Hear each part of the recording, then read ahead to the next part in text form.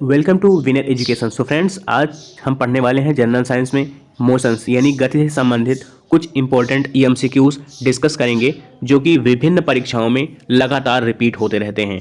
चलिए शुरू करते हैं। हमारा पहला क्वेश्चन है, कौन सी राशि सदिश राशि नहीं है? सदिश राशियाँ होती क्या हैं? तो सदिश राशियाँ वे राशियाँ होती हैं जिनमें परिमाण के साथ उनकी दिशा भी निर्धारित होती है, यानी किस दिशा में जो है गति कर रही हैं यह भी निर्धारित होता है। तो परिमाण हो गया, जैसे उनका नंबर होगा, जैसे कि लिखा है यहाँ पे 82 मीटर प्रति सेकंड, यहाँ पे ईस्ट हो गया, ईस्ट की तरफ दिखाया गया कि ईस्ट की तरफ कोई वस्तु 82 मीटर प्रति सेकंड से जा रही है। तो ये तो हो गया उसका परिमाण, ये बता रहा है कि उसकी स्थिति कैसी है, वह किस स्पीड से जा रहा है, तो ये हो गया परिमाण। और जो हमारा ये बता रहा है कि यह पूर्व की ओर जा रही है, ईस्ट की ओर, तो ये हो गई इसकी दिशा। तो हम समझ लेते हैं कि यह एक सदिश राशि है, मतलब इसमें परिमाण भी है और दिशा भी है, तो इसको हम सदिश कहेंगे। आइए क्वेश्चन को डिस्कस करते हैं। तो यहाँ पे दिया गया है विस्थापन। विस्थापन होता है निश्चित दिशा में चली गई दूरी, तो निश्चित दिशा है तो यह जो है सदिश राशि है। वेग भी सदिश राशि है, वेग इक्वल टू होता है विस्थापन बटे समय, तो विस्थापन स्वयं जो है सदिश राशि है, तो वेग भी सदिश राशि हो गई। और बल की बात कर लें तो बल होता है equal to F equal to होता है ma। यहाँ पे जो a है ये त्वरण होता है और यह एक सदिश राशि है, तो ये भी एक सदिश राशि है। बात करते हैं आयतन की, तो आयतन में होता है लंबाई गुणे चौड़ाई गुणे ऊंचाई, तो ये लंबाई गुणे चौड़ाई गुणे ऊंचाई होती है। यह किसी भी दिशा में हो सकती है, यहाँ पे कुछ मेंशन नहीं होता, तो ये सदिश राशि नहीं है। इस क्वेश्चन का फोर्थ ऑप्शन सही होगा। चलिए देखते हैं नेक्स्ट क्वेश्चन। हमारा नेक्स्ट क्वेश्चन है, निम्नलिखित में से कौन सी राशि सदिश राशि है? यहाँ पे सदिश राशि पूछा गया है। आइए देखते हैं। संवेग बराबर होता है वेग गुणे द्रव्यमान, P बराबर mv होता है। तो हमने पढ़ा है अभी कि वेग जो है यह एक सदिश राशि है, तो संवेग सदिश राशि हो जाएगा। ठीक है। उसके बाद बात करते हैं दाब की, तो दाब बराबर होता है बल बटे क्षेत्रफल, बल बटे क्षेत्रफल जो भी एरिया हो। और ऊर्जा की बात करें तो ऊर्जा कहीं भी हो सकती है, यहाँ पे कोई दिशा निर्धारित नहीं होती। कार्य भी आप कहीं भी कर सकते हैं, कोई दिशा निर्धारित नहीं होती है। तो यहाँ पे जो सदिश राशि है हमारी निकल के आती है संवेग। संवेग इज राइट आंसर। चलिए देखते हैं नेक्स्ट क्वेश्चन। नेक्स्ट क्वेश्चन है, कौन सी राशि सदिश राशि है? सदिश राशि में अभी हमने पढ़ा ऊपर, विस्थापन जो है निश्चित दिशा में चली गई दूरी को कहते हैं, तो विस्थापन जो है सदिश राशि है। इसे हम समझते हैं जैसे 8 मीटर ईस्ट लिखा है, तो ये सदिश राशि हो गई, क्योंकि यहाँ पे जो परिमाण है 8 है और इसकी दिशा ईस्ट है, तो ये चीज़ नोट कर लीजिए आप। चलिए देखते हैं नेक्स्ट क्वेश्चन। हवाओं में कौन सी ऊर्जा होती है? मोस्ट इंपॉर्टेंट क्वेश्चन है दोस्तों। तो हवाओं में कौन सी ऊर्जा होती है? हवाओं में केवल स्थितिज ऊर्जा होती है, केवल गतिज, केवल वैद्युत, या फिर दोनों ऊर्जाएँ होती हैं? तो यहाँ पर जो हवाएँ होती हैं उनमें केवल और केवल गतिज ऊर्जा होती है, गतिज ऊर्जा होती है, क्योंकि हवाएं जब स्थिर हो जाएंगी तो वे हवा किस बात की होंगी? हवा कहीं नहीं जाएंगी, तो वे हमेशा चलती रहती हैं, तो उनमें जो है गतिज ऊर्जा होती है। ये मोस्ट इंपॉर्टेंट क्वेश्चन है। चलिए देखते हैं नेक्स्ट क्वेश्चन। नेक्स्ट क्वेश्चन आता है हमारा, वॉशिंग मशीन का कार्य सिद्धांत क्या है? तो वॉशिंग मशीन का कार्य सिद्धांत अपकेंद्र, अपोहन, उपक्रम प्रास, विसरण। तो जो वॉशिंग मशीन है उसके फैन जो है घूमते हैं, जो भी उसमें लगा रहते हैं, तो उसमें लगता है अपकेंद्र बल।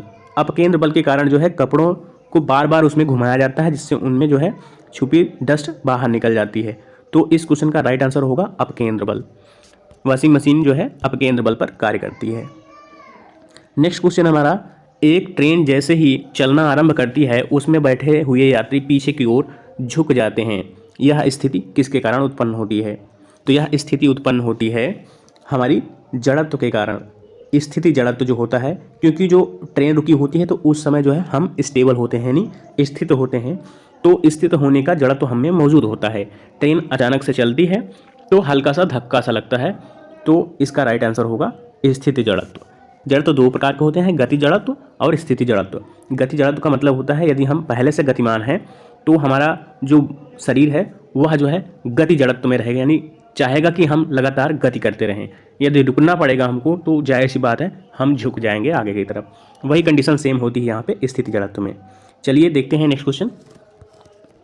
नेक्स्ट क्वेश्चन आता है हमारा, न्यूटन का पहला गति नियम क्या देता है, किसकी संकल्पना देता है? ऊर्जा की संकल्पना नहीं, कार्य की संकल्पना नहीं, संवेग की संकल्पना नहीं, जड़त्व की संकल्पना देता है, क्योंकि हमारा जो न्यूटन का पहला गति विषयक नियम है वह कहता है कि वस्तु जिस अवस्था में है, यदि वह गति अवस्था में है यानी गति कर रही है तो गति करती रहेगी, और यदि विरामावस्था में है तो विरामावस्था में ही रहेगी जब तक कि उस पर कोई बाह्य बल न लगाया जाए। तो ये जो है जड़त्व की परिभाषा होती है। तो न्यूटन के फर्स्ट लॉ से हमें जड़त्व की जो है परिभाषा मिलती है, संकल्पना मिलती है। नेक्स्ट क्वेश्चन हमारा, रॉकेट किस सिद्धांत पर कार्य करता है? तो रॉकेट जो है न्यूटन के थर्ड लॉ पे काम करता है। क्रिया प्रतिक्रिया का नियम जो है थर्ड लॉ कहलाता है, यानी किसी वस्तु पर हम जितना बल लगाते हैं वह वस्तु भी हमारे ऊपर उतना ही बल लगाती है। इसको आप एक फिगर से समझ लें।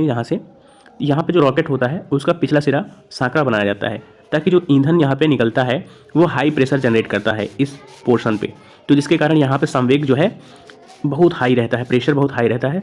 तो इसी की वजह से रॉकेट जो है हमारा आगे बढ़ता है, क्योंकि ये हाई प्रेशर से निकलता है और वो प्रेशर यहाँ पे कंपोज किया जाता है इसके द्वारा, और फिर रॉकेट को गति मिलती है। रॉकेट जो है न्यूटन के थर्ड लॉ पे काम करता है। न्यूटन का थर्ड लॉ क्रिया प्रतिक्रिया का नियम कहलाता है। 9th क्वेश्चन है हमारा, पत्थर को ठोकर मारने पर चोट क्यों लगती है? पत्थर को ठोकर मारने पर चोट क्यों लगती है? तो अभी हमने पढ़ा प्रतिक्रिया के कारण जो है हमें चोट लगती है, यानी क्रिया और प्रतिक्रिया का नियम लागू होता है, न्यूटन का थर्ड लॉ है। क्योंकि हम जिस बल से पत्थर को पैर से मारते हैं वही बल जो है हमारे ऊपर दोबारा से रिफ्लेक्ट होता है, यह न्यूटन का थर्ड लॉ है। तो चलिए देखते हैं नेक्स्ट क्वेश्चन। नेक्स्ट क्वेश्चन है, एक समान गति करने वाला पिंड कैसे हो सकता है? त्वरित नहीं हो सकता, त्वरित हो सकता है, हमेशा त्वरित होगा, एक समान वेग से चलता रहेगा।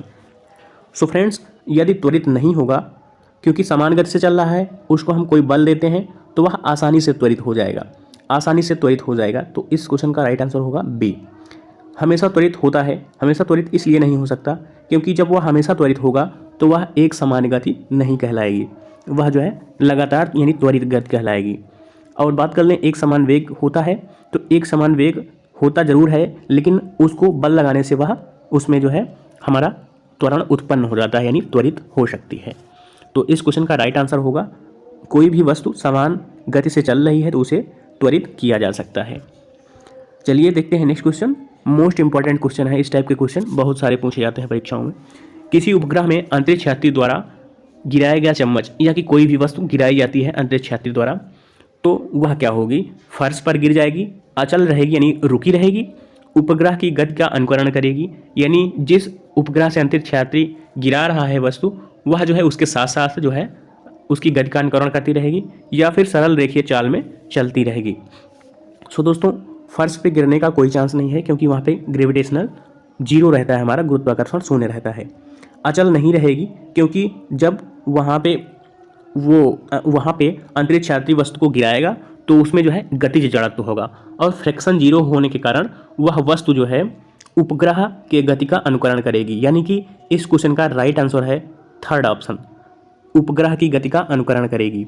उपग्रह में जो व्यक्ति है, जो अंतरिक्ष यात्री है, जिस स्पीड में है उसी स्पीड से जो है यह चम्मच उपग्रह के गति का अनुकरण करते हुए अपने एक पिंड का चक्कर लगाता रहेगा, सरल रेखीय चाल में चलता रहेगा। तो ये ऑप्शन तो नहीं हो सकता, इसका राइट आंसर होगा उपग्रह की गति का अनुकरण करेगा।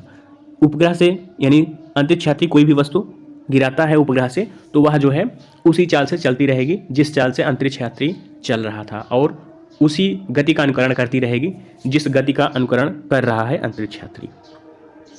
चलिए देखते हैं नेक्स्ट क्वेश्चन। नेक्स्ट क्वेश्चन है मोस्ट इंपॉर्टेंट है, बहुत सारी परीक्षाओं में पूछा जाता है। दूध से क्रीम अलग हो जाती है, इसका कारण क्या है? गुरुत्वीय बल है, अभिकेंद्रीय बल है, अपकेंद्र बल है अथवा घर्षण बल है। गुरुत्वीय बल नहीं हो सकता क्योंकि यह हर टाइम हर वस्तु पर लगा होता है, तो उससे तो जो है दूध से आइसक्रीम बिल्कुल नहीं निकल सकती।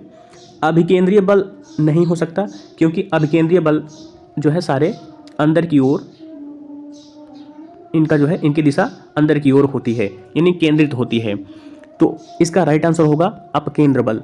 अपकेंद्र बल वह बल होता है जिसके बाहर की दिशा होती है। तो दूध को जब मथा जाता है तो उसमें जो है उपस्थित जो भी क्रीम्स होती हैं वह अलग हो जाती हैं अपकेंद्र बल के कारण। इसका राइट आंसर होगा अपकेंद्र बल। आइए देखते हैं नेक्स्ट क्वेश्चन। रॉकेट की गति पर निम्नलिखित में से कौन सा संरक्षण सिद्धांत लागू होता है? मोस्ट इंपॉर्टेंट है ये क्वेश्चन। रॉकेट की गति पर कौन सा नियम लागू होता है, इसको हमने अभी डिस्कस किया है। तो द्रव्यमान संरक्षण का नियम लागू होता है। द्रव्यमान संरक्षण होता क्या है?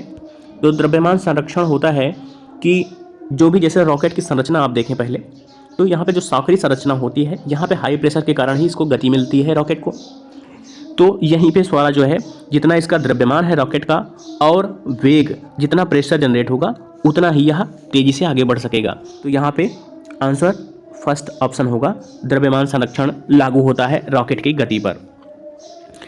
तो फ्रेंड्स, ये थे 13 मोस्ट इंपॉर्टेंट EMCQs जो कि बहुत सारी परीक्षाओं में रिपीट होते रहते हैं।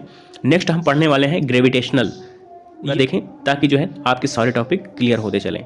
Thanks for watching. कैसा लगा जरूर बताएं कमेंट बॉक्स में। मिलते हैं नेक्स्ट वीडियो में।